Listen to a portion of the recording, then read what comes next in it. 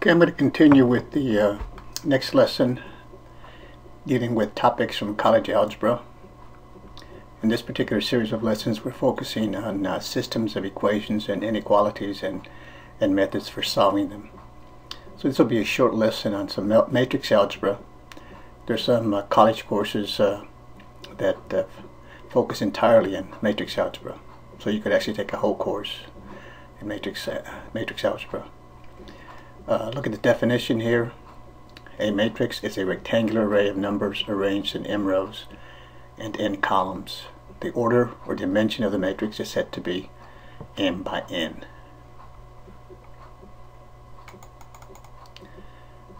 And a matrix will look something like this.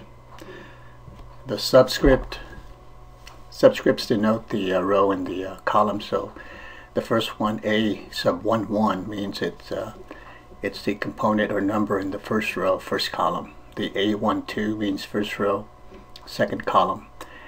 And the number or value is said to be in an even position if the sum of the values is even, in an odd position if the sum of those values is odd. So 1 plus 1 is 2. So A11 is in the even position. 1 plus 2 is 3. So A12 is in the odd position. Okay, here are some examples of matrices. Again, we give the order or dimension by first giving the number of rows and then the number of columns. So this is a 2 by 2 matrix. Usually we have it in brackets. The next one is a 2 by 3 matrix, 2 rows, 3 columns. And also, if the matrix has the same number of rows as columns, we say it's a square matrix. So that's another name that we apply to a particular matrix. For example, the next one is a 2 by 2 identity matrix for multiplication. It's also a square matrix. Notice along the main diagonal, from the upper left-hand corner to the bottom right-hand corner, you have all ones. Above and below that diagonal, it's all zeros. That's a 2 by 2 identity matrix for multiplication. The next one is a 3 by 3 identity matrix for multiplication. Again, notice along the main diagonal we have all ones. Above and below, it's all zeros. And these have to be square matrices. Okay, for it to be a identity matrix for multiplication, it has to be square. So if you take any matrix with the same dimension, another square matrix, and multiply, you'll get the same matrix back. Okay, kind of like with real numbers, the identity for multiplication for real numbers is the number 1. 1 times any number gives you back the number, so it doesn't lose the identity. So the next two definitions again state an identity matrix for multiplication is one where all the components along the main diagonal have a value of 1 and all other components have a value of 0. Okay, which is just what I said a while ago. Now, in the next definition, an m by n 0 matrix is one where all the components are 0. These matrices are identity matrices for addition, so they correspond to, say, the number 0 when you're dealing with real numbers. Now, these can be any dimension, so you can have a 2 by 2, a 2 by 3, a 10 by 5. As long as you have the same, as long as all of the components are 0, it's a 0 matrix. We can also have a name given to matrices for a column matrix. That's a matrix with 1 column, or a row matrix, a matrix with 1 row, and so forth. Operations with matrices are pretty basic, and before I go over these, I do want to point out that I have one video on matrix algebra where it's done using the graphing calculator, the TI-83 plus graphing calculator. So everything that I'm doing here in terms of operations can be done on the matrix. So if you want to take a look at that, just click on my channel name below and find the one that talks about titled matrix algebra with the TI-83 graphing calculator. Most of the operations are pretty straightforward. The only one that is a little bit tricky is maybe the multiplication or finding the inverse, multiplicative inverse of a matrix. So the first thing I have here, you add two matrices. So I have an A, matrix A with dimension m by n, matrix B with dimension m by n. So in order to add or subtract matrices, you have to have the same dimension. Okay, so if you add an m by n matrix to an m by n matrix, you get another matrix which will also be m by n. And the reason they have to have the same dimension is because the way the operation is defined. So if I'm adding these two matrices, notice it says add the A component with the E, B with the F, C with the G, D with the H, or you subtract depending on what the operation is. So you have to add or subtract the corresponding components in the same position. Right? There you have it. Pretty straightforward. Multiplication of matrices is a little bit more involved. So here I have, if I multiply a matrix A with dimension m by n, and the second matrix is dimension n by r. So I want you to notice here that the number of columns in the first matrix, matrix A, is the same as the number of rows in the second one. That has to be true in order for the multiplication to be defined. Okay, otherwise the multiplication is not defined. Just the same thing with addition. You can't add a 2 by 2 matrix to a 2 by 3 matrix. The addition is not defined. So in this case, for multiplication of matrices to be defined, the number of columns in the first one has to be the same as the number of rows in the second one. And if you have that situation, then the matrix you get will have dimension m by r. So take the number of rows in the first one and the number of columns in the second one, and that gives you the dimension of the product. Now, I'm going to give you the algorithm with a 2 by 2, but it applies to any other dimension, as long as, like I said, the number of columns in the first one is the same as the number of rows in the second one. So notice the way I multiply matrix with components A, B, C, D times matrix with components E, F, G, H, and I get the final matrix over here, the product matrix. So notice the way it works. The A multiplies the E, the B multiplies the G, and then you add, and that gives you the first component of the product. And then you continue multiplying. So basically we're multiplying the components of the rows, okay, into the columns. So you can see then the columns then have to match the rows, because it's A times E, B times G, and then A times F, and B times H. Now if this had another column, I would just continue. So I would have another component over here. And then you do the same thing with the second row. So the C multiplies the E, the D multiplies the G, and then you add them. And then you continue with each column, multiplying into the components of the column. C multiplies the F, D multiplies the H, and then you add them. And then you would continue. Okay, that's why you always have, for the product, the number of rows in the first one and the number of columns in the second one. Now if you just have a number times a matrix, for example here I have the constant k times the matrix with components A, B, C, D, you can just multiply each component. Okay. Now let's look at some other examples with numbers. Perform the indicated operations. So here I'm adding two matrices. So just add the component, -1 and 2. So 1, 8 and -9 is -1. 2 and 3 is 5. -4 and 3, or -4 and 7 rather, is 3. And that's your sum. Subtraction, again, you just subtract the corresponding component. So -1 subtract 2 becomes -1 minus 2 is -3. 8 subtract the -9 makes it 8 plus 9, 17. 2 subtract 3 gives me a -1, and then 2 subtract 7 is, oh sorry, -4 subtract 7 is a -4, minus 7 is -11. There you have it. Now, if you have a situation like this where you have numbers in front, works the same way. You could multiply the second one through by the -3 if you wanted to, and then combine. Or you could just multiply by 3 and then subtract. Okay, either way it works out. So here I could say it this way: negative 3 times 2 is, so basically what I'm doing is I'm multiplying every component by negative 3, and that's the second matrix. So negative 3 times 2 is a negative 6. Add the 2, I get negative 4. Negative 3 times a negative 1 is positive 3, and negative 1 is 2. Negative 3 times 0 is 0, plus 3 is 3. Negative 3 times 5 is negative 15, and 4, negative 11. Okay, and again, all these can be done in the calculator. But for addition or subtraction, it probably takes you longer on the calculator than it does to just do it without. The only ones that I would probably use a calculator would be maybe in a multiplication one, or if you're finding a multiplicative inverse like you'll see in the next couple of examples.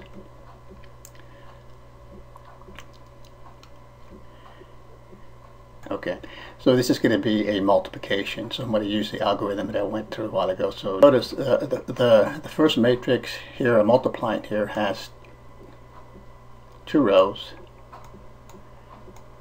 and 2 columns. The second matrix has 2 rows and 3 columns. So what I said a while ago is the number of columns in the first one has to be the same as the number of rows in the second one. So that does match. So the multiplication is defined. Otherwise, if I put the second one in front of the first one and multiply this matrix over here, then I would have a 2 by 3 times a 2 by 3. That would not match. So that there the operation would be undefined. But in this case, it's defined.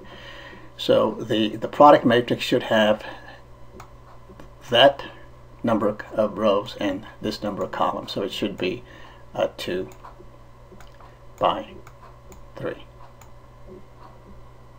Okay, so let's do the multiplication. So here's the way it works. The negative 1 multiplies a 2, that's negative 2. The 2 multiplies a 0, and then we add. So negative 2 and 0 is negative 2. So that's how I get this first component. Okay, now the negative 1 multiplies the 5, and the 2 multiplies the 8. So that gives me negative 5 and 8 is 3. That's how I get this 3 here. Negative 1 times the negative 2 is 2.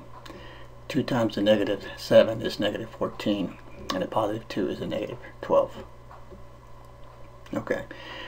And then you continue now with the doing the same thing with the components of the second row. So the 2 multiplies the 2. That's 4. Negative 3 times 0 is 0. Add them up. 4 and 0 is 4. You have it. 2 multiplies the 5. That's 10. Negative 3 times the 4. That's negative 12. 10 and negative 12 is a negative 2. There you have it. And then 2 times the negative 2. Again, next column. Negative 4. Negative 3 times negative 7 is 21. 21 negative 4 is 17. That's how I get this product here.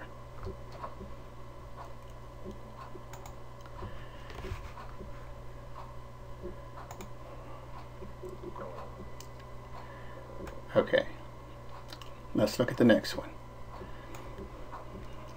This one is a 2 by 2 times a 2 by 2.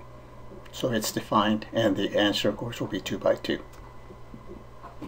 So if I do the multiplication, it's going to be 1 times the 8. And then negative 7 halves times the 2. But negative 7 halves times the 2 is a negative 7. 8 and negative 7 is a 1. That's how I get this 1 right here. Okay. Now the next one. 1 times the 7 is 7.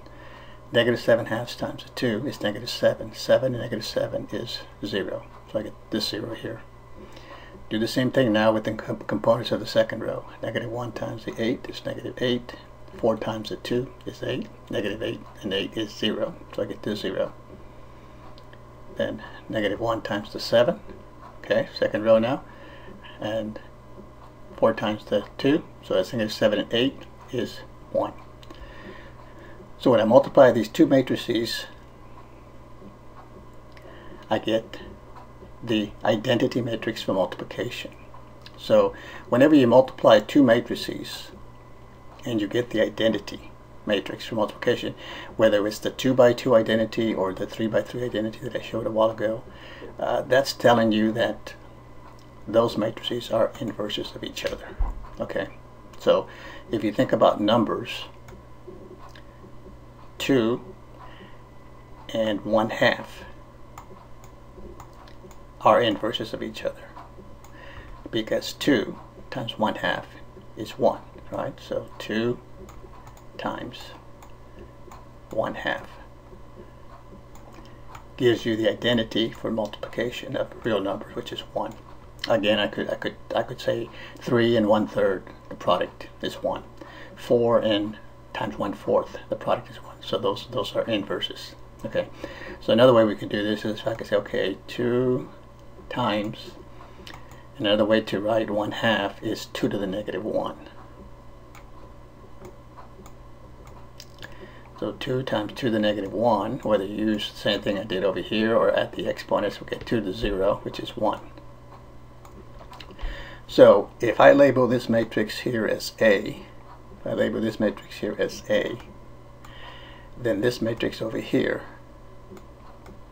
is A inverse. So that's telling me that A times A inverse gives me the identity matrix. So I'm just going to write this as I2. So this is the 2 by 2, because remember we have a bunch of them. You can have the 2 by 2 identity, or the 3 by 3 identity matrix, 4 by 4. All it is the numbers along the main diagonal are 1. Okay. Now if I label the second matrix A, then I would just label the first one A inverse, telling me that they're inverses of each other. Okay. Now the next thing I'm going to do is show you how to find the inverse of a matrix, a 2 by 2 matrix, and the procedure I'm going to show you is going to apply to any dimension as long as it's a square matrix. And this is the procedure that I was saying that can be very tedious, especially if you have say a 3 by 3 or a 4 by 4. It can get real tedious. However, on the graphing calculator, it's pretty straightforward. So like I said, if you want to check out how to do some of these problems on the graphing calculator, click on my channel name below and find the matrix algebra video with the graphing calculator. So here's the way it works, okay? And I'm going to use the same example that I just did over here. So I'm going to use this matrix right here. And I'm going to say if matrix A is equal to 8, 7, components 8, 7, 2, 2, which is this matrix right here, find A inverse. Well, you already know what it is. It's right here. I just showed you why they're inverses. You multiply and you get the identity. Okay. So the way it works is you set up what is called an augmented matrix. Augmented in the sense that you're taking two matrices and making one out of it. Okay, so here's the augmented matrix. On the left of this bar, I put the components of the matrix that I want to find the inverse of.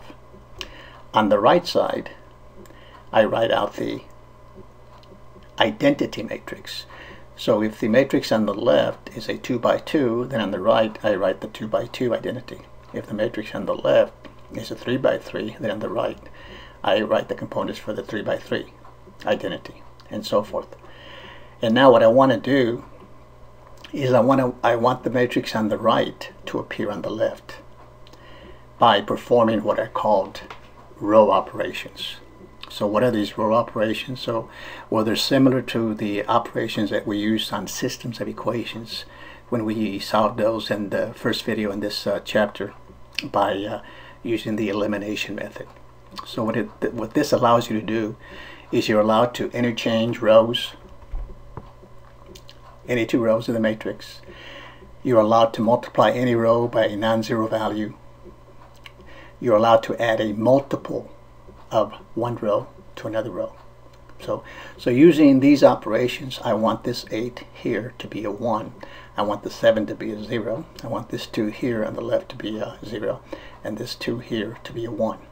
Okay, so I could make the 8 a 1 by dividing the first row by 8. That would make it a 1. Okay, I like to work with smaller numbers, so what I'm going to do is what I did in this first step is I interchange the rows. So notice the second row appears where the first row is. The first row is now where the second row is. There it is. Okay. So in my next step then, to accomplish what I wanted to do, and there's different ways to do it, this is one way, I simply divided the first row by 2. So everything in the first row is divided by 2. Everything else stays the same. So notice the second row stayed the same. The 2 became a 1, this 2 became a 1, the 0 stayed 0, and the 1 became 1/2. Okay. Now, the next thing I want to do is I want to make the 8 a 0. Okay. So I could make that into a 0 by adding -8 to it. You never want to multiply by 0. Okay, that's not going to work. Okay, so one way to do it is I'm allowed to multiply a row by a number and then add into another one. So I'm going to multiply the first row by -8 all the way across. Mentally just multiply by -8 and then add to the second. The first row stays the same because all I'm doing is using it as a pivot row. I call it pivot row to make the changes. So so here we go. -1 times 1. -8 times 1 is -8. Add it to 8. I get this 0 right here. Okay, next entry in the first row. -8 times 1 is -8 and 7. I get this -1 right here. -8 times 0 stays 0. Add it to 1. I get this 1 stays the way it is. -8 times 1/2 is -4. Add it to the 0 is -4. Okay, so now I'm in the 1/2 of the way there. I want the first row, or say the first column should be 1, 0, and I have it. And I want the second column here on the left to be 0, 1. Remember, I want the identity, the 2 by 2 identity, to appear on the left side. So I have it there. So what I'm going to do now to make this -1 into a 1 is I'm just going to multiply the second row by -1, or you can say divide by -1. Does the same thing. So multiplying the second row by -1, the 0 stays 0, the -1 becomes +1, the 1 becomes, in the next entry, becomes -1, and the -4 becomes +4. So now I have this matrix right here. Now the only thing I need is for this 1 right here in the first row, second component, to be a 0. So I can accomplish that by multiplying the second row by -1 and then adding to the second. I'm sorry, to the first. So here it is. -1 times 0 is 0, added to 1. Okay, this stays 1 here. -1 times 1 is -1, added to 1. I get 0. So now I have 1, 0, 0, 1. -1 times a -1 is +1, added to 0 is 1. -1 times 4 is -4. -4 add 1/2. Find your lowest common denominator, and that's going to give you -7/2. So this tells me that the inverse of matrix A is the matrix with components 1, -7/2, -1, and 4. And of course, one way to verify that your answer is correct is to multiply it by the original matrix, and you're supposed to get the identity. And of course, we did that in this example right here. Okay, that's the multiplication. Okay, now the focus in this series of lessons, of course, obviously is also solving systems of equations, linear and nonlinear, solving inequalities by different methods. You can use matrices. Later on we get into determinants. You can use determinants to also solve them, but we'll get to that a little bit later on. I've given you 2 methods for solving systems, the addition elimination method and the substitution. So we'll get to some others later. The next lesson is going to focus on evaluating determinants. So I'll show you the long process for doing that. And like I said before, also I also have a video on that using the graphing calculator. But for right now, this is basically a short lesson on some matrix algebra. So if you have any suggestions or any other types of problems that you want to see worked, please post them, and please subscribe, and I will consider your suggestions. And that'll be it for this video. We'll see you next time.